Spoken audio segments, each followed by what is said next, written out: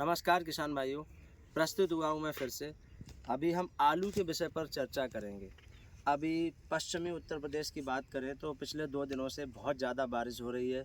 आज भी रात में कई डिस्ट्रिक्ट में भारी मात्रा में बारिश हुई है।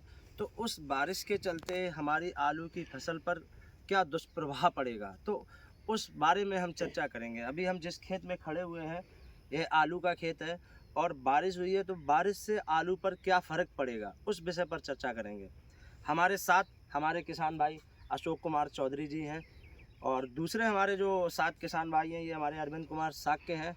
इन दोनों लोगों से हम बात करेंगे कि आलू की फसल पर बारिश का क्या दुष्प्रभाव पड़ता है। तो सबसे पहले हम अशोक कुमार जी से बात करेंगे। अशोक कुमार जी बताएंगे कि अब जो बारिश होना शुरू हुई है, इससे आलू की फसल पर क्या दुष्प्रभाव पड़ेगा। ये देखो झुलसा लग गो, इसमें दवाई पड़ेगी। जी जी जी। अब नहीं जे दवाई नहीं पड़े तो जमे आलू ही नहीं पड़े। अच्छा अच्छा। आलू चलो जी साहब। अच्छा अच्छा। इनका कहने का मतलब ये है कि अगर दवाई नहीं पड़ी, कहीं ना कहीं बारिश से ये बता रहे हैं कि झुलसा लगेगा। अगर दवाई नहीं डालेंगे तो आलू और ज़्यादा चला जाएगा, फिर आलू में पैदावार भी नहीं मिलेगी। अब दूसरी जानकारी हम अरविंद कुमार जी से लेंगे। अरविंद कुमार जी बताएंगे आप इस बारिश के चलते आलू पर क्या दुष्प्रभाव पड़ेगा, जो आपकी राय हो, हमें कुछ राय दें आप। आलू पे झुलसा लग जाएगा। बारिश हो रही है 3 दिनों से, अच्छा अच्छा। ठीक है। हाँ। उसके बाद आलू का पेड़ खत्म हो जाएगा, आलू पड़ेगा नहीं। पड़ेगा नहीं। बहुत अच्छी बात, बहुत अच्छी जानकारी दी है कहीं ना कहीं अरविंद कुमार जी ने भी, और बहुत अच्छी जानकारी दी है हमारे अशोक कुमार जी ने। अब मित्रों, हम आपको बताना चाहते हैं, किसान भाइयों, हम आपको बताना चाहते हैं कि सबसे पहली पहचान हमको ये करनी है कि आलू में झुलसा लगता कैसे है। हमारे कई किसान भाई ऐसे हैं जिनको यही नहीं पता है कि आलू में झुलसा होता क्या है। तो सबसे पहली पहचान हमें ये करनी है कि आलू में झुलसा कैसे लगता है। मित्रों, मैं आपको पहचान बताता हूँ। पहचान केवल इतनी होती है कि सबसे पहले हमें क्या चेक करना है कि ये जो आलू की ये पत्तियाँ हैं, अगर आप देखेंगे ये आलू का पौधा है, बहुत हरी भरी बेल है। अगर आप देखेंगे तो इनकी पत्तियों पे सबसे पहले आपको ब्लैक कलर के थोड़े थोड़े से स्पॉट यानी कि धब्बे दिखना शुरू होंगे। ये शुरुआती लक्षण होते हैं। पहले वो धब्बा छोटा सा होगा, धीरे धीरे बड़ा होगा, फिर वो पूरे खेत में फैलना शुरू हो जाएगा और जिससे आपकी फसल नष्ट हो जाएगी। अब मेरे पास एक पौधा है, उस पौधे में से मैंने ये पत्तियां तोड़ी हैं, हम आपको पास से दिखाएंगे। आप देखेंगे इस पौधे में झुलसा लगना शुरू हो गया। आप देखेंगे कि ये जो ब्लैक स्पॉट, ये जो ब्लैक धब्बा है, ये आलू में झुलसा लगना शुरू हो गया। तो पहली पहचान हमको ये पता होना चाहिए कि आलू में झुलसा कैसे लगता है। तो पहचान मित्रों यही है कि सबसे पहले आपके जो पौधा होगा उसको आप ध्यान से देखें। अगर ज़रा सा भी दाग या धब्बा आपको दिखना शुरू होता है पत्ती पे, तो तुरंत शुरुआती लक्षण है और तुरंत आप दवाई स्प्रे कर दें। पहली चीज़ आपको क्लियर हो गई है कि आलू में झुलसा लगता है और झुलसे की पहचान क्या है, इस बारे पे हमने चर्चा कर ली है। अब दूसरी चर्चा करेंगे अशोक कुमार जी कि आलू में झुलसा लगने के बाद क्या फ़र्क पड़ता है। अब आलू की झुलसा जब लग जाता है तो उस पर क्या फ़र्क आता है। आलू ना पड़े ना। हाँ आलू हाँ, बिल्कुल सही कहा आपने, बिल्कुल सही कहा। बढ़िया ही ना, उस पर हम चर्चा करेंगे। अच्छा, अच्छा। जी जी, बिल्कुल कहा है। अब उस पर चर्चा करेंगे कि आलू की फसल पर अगर झुलसा लग गया तो क्या दिक्कत होती है आलू पे। सबसे पहली दिक्कत ये होती है कि जब आलू पे ये जैसे ये झुलसा आप देख रहे हैं ना, ये पत्तियाँ धब्बे पड़ना शुरू हो गए।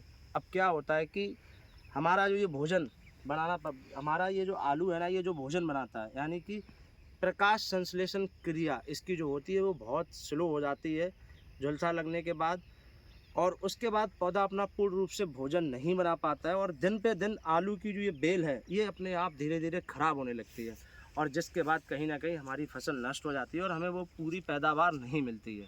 तो ये इसके लक्षण होते हैं जिससे हमारी फसल पर दुष्प्रभाव पड़ता है। 2 चीज़ें क्लियर हो गई हैं अशोक कुमार जी, ये 2 चीज़ें क्लियर हो गई हैं कि आलू में झुलसे की पहचान क्या है, और दूसरी चीज़ आलू में झुलसा लगने के बाद क्या रोग, क्या मतलब समस्याएं, क्या प्रॉब्लम होती है, वो चीज़ हमने आपको बता दी है। अब तीसरे कदम की तरफ बढ़ेंगे। भाई बहुत देर से बात कर रहे हैं झुलसा झुलसा झुलसा, अब हमें ये भी तो पता होना चाहिए कि झुलसे से बचे कैसे।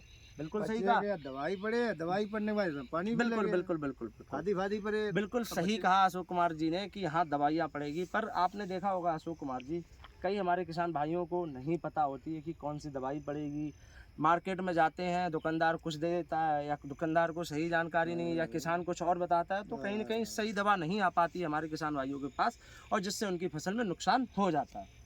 तो हम दवा के बारे में चर्चा करेंगे कि कौन सी दवा स्प्रे करनी है। सबसे पहले हमें थोड़ा सा तो हम चर्चा कर रहे हैं अब आलू में झुलसे के लिए कौन सी दवाइयाँ प्रयोग की जाएंगी। तो अशोक कुमार जी, मैं आपको कुछ दवाइयाँ लाया हूँ, जिन दवाइयों की मैं आपको जानकारी दूंगा। आप इसको अभी रख लीजिए। इन दवाइयों की मैं आपको जानकारी दूंगा कि किस तरह पे आलू में जो झुलसा लगेगा उससे हम कैसे बचाव करें। अभी आप इसको पकड़िए, मैं बारी बारी एक एक दवा का प्रयोग आपको बताऊंगा और किस तरह से प्रयोग कर रहे हैं। आगे आ जाइए, फिर मैं आपको सारी चीज़ें बता देता हूँ। सबसे पहले हमें क्या करना है, आलू का जो आपका खेत है इसमें हमें स्प्रे करना है। बिल्कुल स्प्रे करना है। अब स्प्रे के लिए कौन सी दवा तैयार करनी है हमें वो भी पता होना चाहिए। तो सबसे पहले हमें जो इसमें स्प्रे करने के लिए जो घोल तैयार करना है वो कार्बनडाजिम प्लस मैनकोजेब। किसका घोल तैयार करना है? Carbendazim plus mancozeb. ये हमारे पास, हम आपको दिखाएंगे, ये हमारे पास चंबल कंपनी का है कार्बनडाजिम प्लस मैनकोजेब, जो कि मैनजिम नाम से आता है। आप किसी भी अच्छी कंपनी का ले सकते हैं, चाहे आप भारत का ले लें, चाहे पारिजात का ले लें, चाहे ट्रॉपिकल का ले लें, चाहे आप इंडोफिल का ले लें, किसी भी अच्छी कंपनी का ले सकते हैं। टेक्निकल यही होना चाहिए, कार्बनडाजिम प्लस मैनकोजेब। तो पहले हमें क्या करना है, अगर आपका 1 एकड़ खेत है, हम 1 एकड़ की डोज डिस्कस करेंगे कि 5 बीघा में कितनी दवाई लगेगी। तो हम 5 बीघा के लिए सबसे पहले हमको क्या करना है, 5 बीघा के लिए 1 किलो आपको कार्बनडाजिम प्लस मैनकोजेब लेना है। क्या लेना है? ये कितना लेना है? कितना लेना है अशोक कुमार जी? ये कितना लेना है? ये आपको 1 किलो 1 किलो लेना है। मार्केट में आप कहीं से भी ला सकते हैं। और दवाई का नाम याद रखना है, कार्बनडाजिम मैनकोजेब। 1 किलो आपको 5 बीघा के लिए ये लेना है। ये आपके झुलसे पे कवर करेगा। ये क्या होता है, ये फंगीसाइड होता है, फफूंदनाशक। ये क्या करेगा, जब आप इसका स्प्रे करोगे तो पौधे की पत्तियों पे अच्छे तरीके से चिपक जाता है, जो कि झुलसे से बिल्कुल बचा के रखेगा। अब भाई, ये आपकी बहुत अच्छी बात है कि ये आपको झुलसे से बचा के रखेगा, पर साथ ही साथ उसमें अन्य चीज़ें मिलाकर स्प्रे कर सकते हैं। जैसे कि दूसरी चीज़ हम आपको बता रहे हैं वो है NPK। ये सरल कंपनी की NPK है 1919। आप अमन्यु की ले सकते हैं, दयाल की ले सकते हैं। NPK 1919 इस समय इस तापमान पे आप स्प्रे कर सकते हैं, इसी के घोल में कार्बनडाजिम के साथ। और साथ में आपको लेना है एक स्प्रेडर। एक स्प्रेडर एक्टिवेटर होता है, ये चिपकाने के लिए। बहुत सही जानकारी दी है आपने। ये होता है स्ट्रीकर। अब कुछ किसान भाई कहते हैं हम तो शैम्पू मिला लेंगे। अब मैं आपको बताना चाहता हूँ, शैम्पू अपना शैम्पू वाला काम करेगा, स्टिकर जो होता है ये अपना काम करेगा। बिल्कुल सही कहा अरविंद जी ने। हम आपको इसकी जानकारी देते हैं, स्टिकर का काम क्या होता है। कुछ किसान भाई कहते हैं कि हम शैम्पू मिला लेंगे, कुछ कहते हैं हम फेविकोल मिला लेंगे, पर जो दवाई जिस चीज़ के लिए बनी है आप उसका प्रयोग करेंगे तो उसका लाभ आपको मिलेगा। अब ये क्या होता है, ये एक सिलिकॉन बेस स्टिकर है। ये आप देखेंगे, ये सिलिकॉन बेस स्टिकर है। इस स्टिकर को इसी में मिला के तैयार करना है। इसका काम क्या होता है, जैसे आपने दवा स्प्रे की, अगर आपने इसके बिना दवा स्प्रे की तो क्या होगा, जैसे आपने दवा स्प्रे की, दवा पत्ते पे चिपक गई, ठीक है। अगर रात में बारिश हो गई, ओस पड़ेगी तो ये दवा छूट जाएगी। अब पत्ती के ऊपर तो दवा चली जाएगी इसके बिना, पर इसके नीचे कैसे जाएगी? ये क्या करता है, ये सिलिकॉन बेस होता है, ये पत्ती के नीचे भी दवा को पहुंचा देगा। और जहाँ पे दवा आपकी 5 दिन काम करेगी, वहाँ पे आपकी दवा कम से कम 8 दिन कार्य करेगी। ये इसका रोल होता है और ये कहीं ना कहीं बहुत अच्छा रोल है इसका। अब साथ में और भी चीज़ें इसमें मिक्स करके स्प्रे कर सकते हैं। पकड़िए इसको, ठीक है। और साथ में आप कर सकते हैं, ये ओसवाल कंपनी का जिब्रेलिक एसिड है 0.01। इसका प्रयोग मैं आपको बता दूं अशोक कुमार जी। अब जैसे कुछ किसान भाई चाहते हैं कि अब आपको भी पता है स्प्रे करने में बहुत सारी मेहनत लगती है और उस मेहनत में टंकी रखना, तो मैं किसान भाइयों को यही राय देना चाहता हूं, जब आप स्प्रे करेंगे झुलसा का तो कहीं ना कहीं उसमें आप अच्छा जिब्रेलिक किसी भी कंपनी वाले का ले लें, मिलाकर स्प्रे कर दें, जो कि आलू के साइज़ और कंद और बेल पे दोनों को मेंटेन रखेगा। आलू के साइज़ बढ़ाने में ये आपका मदद करेगा, आपकी बेल को स्वस्थ रखेगा और कहीं ना कहीं जब आलू का साइज़ बढ़ेगा तो आपको भरपूर मात्रा में पैदावार भी मिलेगी। तो रोल मैं फिर से सब दवाइयों का कार्य फिर बता देता हूँ, एक बार किसान भाइयों फिर से समझ लें। मैं एक एक करके बता देता हूँ जिससे आपको कोई परेशानी ना हो। कैसे लेना है, ये इसका कार्य ये है, ये कार्बनडाजिम मैनकोजेब है, ये आपके झुलसे को बचाएगा, ठीक है। इसको आप स्प्रे करेंगे और इसी के साथ आप NPK 1919, जिसमें आपको नाइट्रोजन, पोटेशियम, फास्फोरस, ये 3 चीज़ें ये आपके पौधे में जो भी संपूर्ण मात्रा में किसी अगर कोई भी चीज़ कम होगी तो उसको पूर्ति करेगा। पौधे के जो पोषक तत्व होते हैं, नाइट्रोजन, फास्फोरस, पोटेशियम, वो तीनों चीज़ें इससे प्राप्त होंगी, जिससे पौधा अच्छा भोजन बनाएगा और पौधा प्रॉपर हरा भरा रहेगा। तो इसको भी मिलाकर इसमें स्प्रे करना है। तीसरी चीज़ है ये आपकी जिब्रेलिक। ये जिब्रेलिक ओसवाल कंपनी का है। ये जिब्रेलिक एसिड प्लस 0.01% होता है, ये लिक्विड में। इसको मिला के आपको इसमें स्प्रे करना है और ये भी आलू के साइज और बेल को मेंटेन रखेगा। और साथ में है आपका ये स्प्रेडर एक्टिवेटर, जिसका मैंने आपको कार्य बताया था, जो आपको दवा को पौधे पे पूरी तरीके से चिपका देगा और लंबे समय तक कार्य करेगा। अब हमने सारी दवाइयों के बारे में डिस्कस कर लिया अशोक जी, क्या और कोई जानकारी चाहते हैं आप लोगों ने ये नहीं पूछा कि इसको प्रयोग कैसे करना, इसका तरीका क्या है। तरीका हमें मालूम है इसका, ऐसे ऐसे कट्टा मिलाओ, डालो और बस घोरो। चलिए बहुत अच्छी बात है। डालो इसे। अच्छा, और क्या? आपको जानकारी है। मैं अरविंद कुमार जी दोबारा से मैं फिर आप लोगों को एक जानकारी दे देना किस चाहता हूँ। तरीका से मिलाओगे ये तो बताइए। बिल्कुल सही कहा।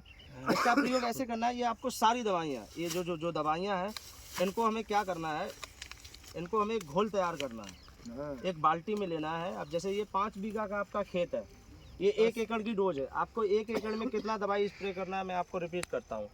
1 किलो कार्बनडाजिम प्लस मैनकोजिब लेना है, 1 किलो ये NPK लेना है जो हमने दिखाया था, और 1 लीटर ये आपका जिब्रेलिक एसिड लेना है 0.1, और ये 100 ml का स्टिकर जो आपको दिखाया था एक्टिव 80 नाम से आता है, ये लेना है। इन सबको एक बाल्टी में घोलना है। 10 गिलास पानी। बहुत बिल्कुल सही बताया, बहुत तालियां हो जाए चौधरी भाई के लिए। 10 गिलास पानी डालो। इसमें क्या करना है, इसमें 10 टंकियां लगानी है। हाँ। कुछ किसान भाई ml करके डालते हैं, नापते हैं, उसमें बहुत टेंशन होती है। आपको क्या करना है, इसको बराबर 10 भागों में बांटना है। अपन को 10 टंकियां बनानी है। तो इसमें क्या करना है, 10 गिलास पानी मिलाना है एक बाल्टी में, इसका घोल कर तैयार कर लेना है। इसको सबको खोलना है एक बाल्टी में, और उसमें 10 गिलास पानी मिलाना है, और उसमें से 1 गिलास दवा टंकी में निकाल के स्प्रे कर दें। और जितनी बार भी बाल्टी से दवा निकालें उतनी बार बाल्टी से दवा घिरा लें अच्छी तरीके से। बिल्कुल बोल ले ढंग से हर एक दान। और भी अगर किसान भाई किसी को कोई दिक्कत हो तो आप हमें कमेंट करके बता सकते हैं कि कोई अगर आप कुछ जानकारी आप देना चाहें या हमारी जानकारी में कोई कमी हो उसको आप बता सकते हैं, या कोई और जानकारी चाहिए तो आप हमें कमेंट करके बता सकते हैं। तब तक के लिए धन्यवाद।